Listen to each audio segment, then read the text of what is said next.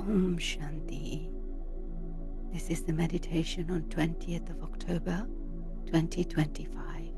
Happy Diwali to all. Let us remind ourselves, who is listening? Is the soul awake? Peaceful, silent, still point of light with Baba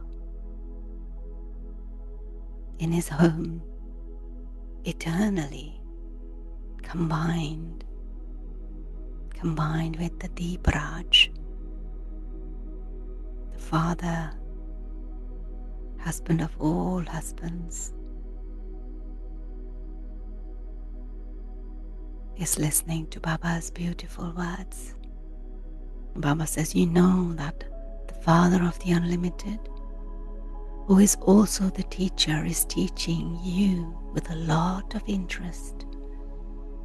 This Father is teaching you directly with so much interest, and therefore you should also study with great interest, because Baba, God, is teaching you. He only comes once to teach you, and he explains everything very clearly. Many children have such thoughts. They want to be liberated from this coming and going, from happiness and sorrow. Father says that can never happen. It is useless to try even to attain eternal liberation, moksh. Father has explained that not a single soul can be liberated from his part. An imperishable part is recorded in each soul. Souls are eternal and imperishable. The actors, they are absolutely accurate. Each one has accurate part. There cannot be one soul more or one soul less. No one can be liberated from playing their part in this drama, nor can anyone attain eternal liberation. Baba says even he has the part to play, and he doesn't have the eternal liberation. So how can we?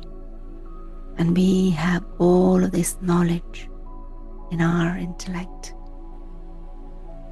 The Father explains this is a predestined and eternal drama, and we say, Baba, we now know how we go around the cycle of 84 births.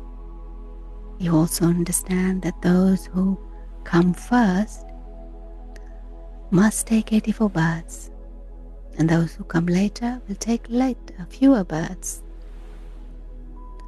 Here we have to make effort. The old world is definitely going to become new again, and in Golden Age we have that reward. It is only explained at this time. The term Manmanabhav is written at the beginning and at the end of Gita. We are being educated so that we can claim our status. We are now making effort to become kings. So even in the Lokik study, if you have studied, you get a higher status, and this is exactly the same. It is in Bharat that the Father comes and speaks and grants everyone salvation and liberate them from sorrow. After the founders of religions have died, huge pilgrimage places are built for them. The Baba says, in fact, Bharat, where the unlimited Father comes, is everyone's pilgrimage place. Bharat is the pilgrimage place. The Father enters Bharat and granted everyone's salvation. He says, you call me the liberator and guide. I will liberate you from this old world of sorrow, and take you to the land of peace and happiness. Neither does he take birth, nor he does die. The Father has come, and he will then leave again. we wouldn't say of him that he has died or that he has left his body. No rites or ceremonies, etc., have to be performed when this Father leaves. We can't even tell when he comes. There is no question of final rites.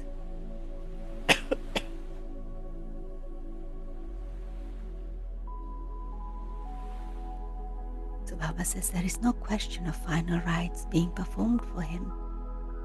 It is only performed for human beings. But there are no rites performed for the Father because he doesn't have a body. So he clearly defines that he is completely different to all the other human souls.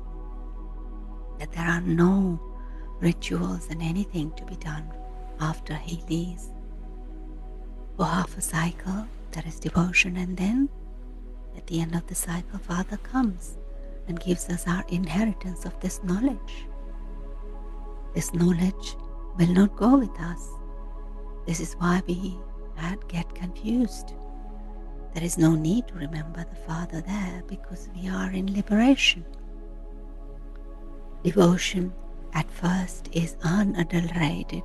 Unadulterated meaning we only worship Shiva first, and then it becomes unadulterated. At this time, devotion is extremely adulterated. That we worship humans, God, we worship elements, we worship human beings, stones and pebbles and nature and everything. And this is why it's called extreme depth of hell. It is total hell. And Bharat and Baba has come to make this hell into heaven. At this time there is 100% sorrow, and then there will be 100% peace and happiness. Souls will go and rest in their home. Father says, I only come when there has to be the establishment of the new world and the destruction of the old. It wouldn't be just one who carries out such a task. Many helpers are needed. It is at this time that we become the Father's helpers. We are doing true service of Bharat.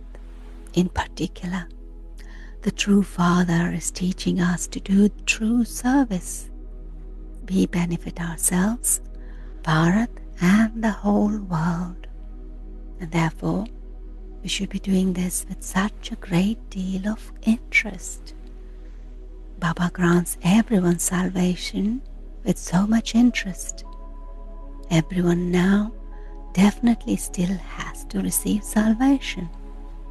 This is a pure pride, good wishes.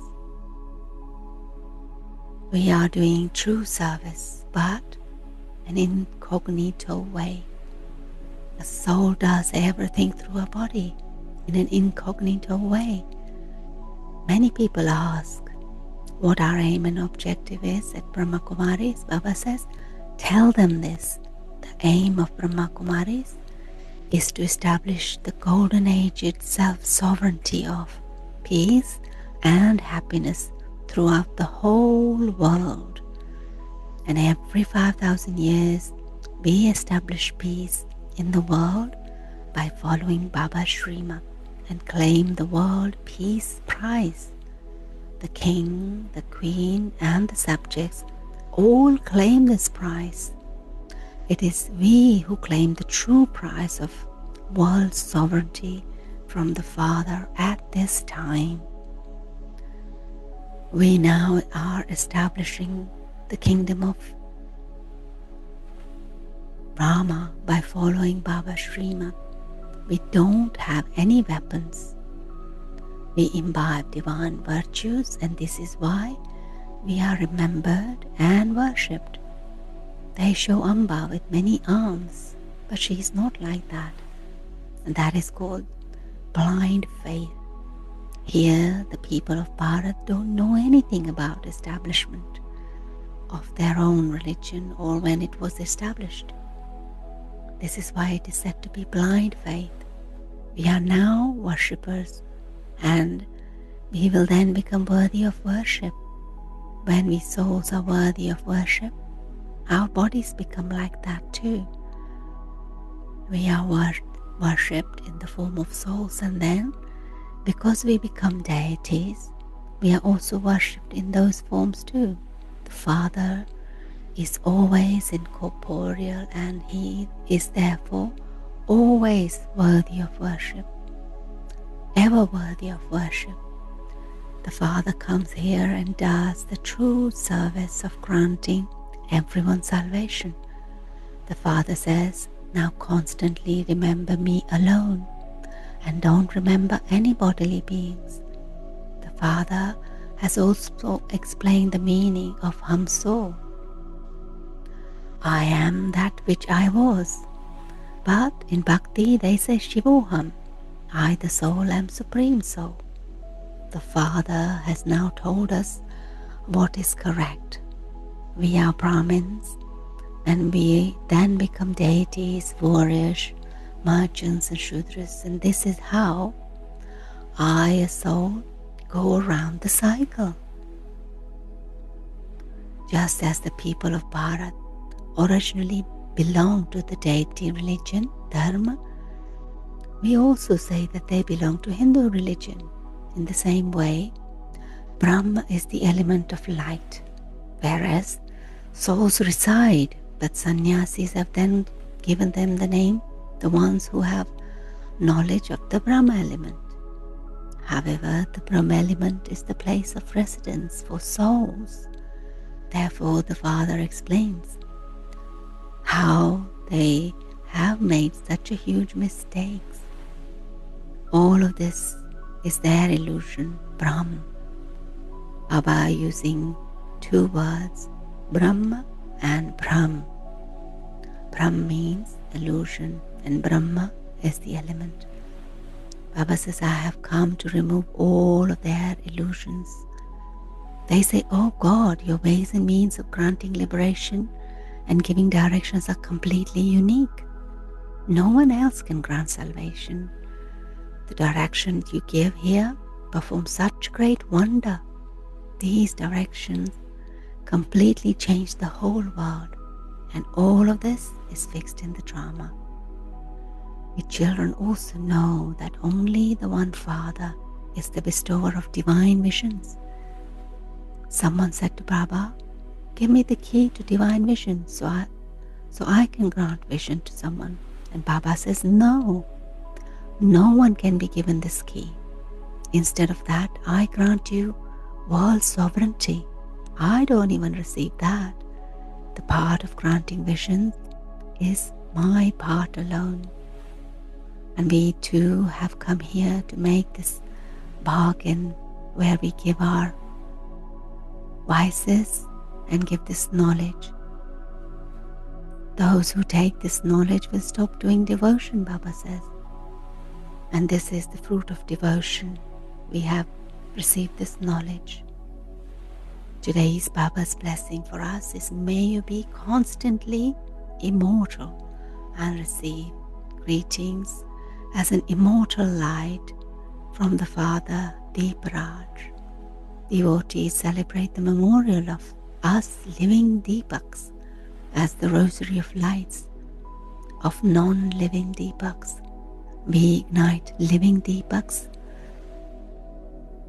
We ignited living Deepaks become the children and celebrate on auspicious meeting with the Master of Deepaks, Deeparaj. Bab Dada is seeing an ignited Deepak on the forehead of each of us children. We imperishable children who are forms of immortal light receive greetings from the Deeparaj Father and are receiving the blessing of being an immortal being. Deepavali is the memorial of the meeting of Deeparaj and Deeparanis. Slogan, let I, the soul and the Father, be so combined that no third person can separate us, or no third thing can separate us. No thought, no word, no sanskar. It's only I, the soul and the Father. Object signal. According to the present time, all souls want some instant fruit. That is some practical proof. So, Baba says, try to use your body, mind, actions, relations and connections with your power of silence. And by using your power of silence, your thoughts can reach any soul even faster than a wireless. A special tool for this power is pure thoughts, and with the tool of these thoughts, we can see whatever we want to see happening in a practical way. So let us keep this Deepavali message of Deeparaj meeting his Deeparanis today and igniting the living Deepaks, igniting everyone's light on this special auspicious occasion. Om Shanti.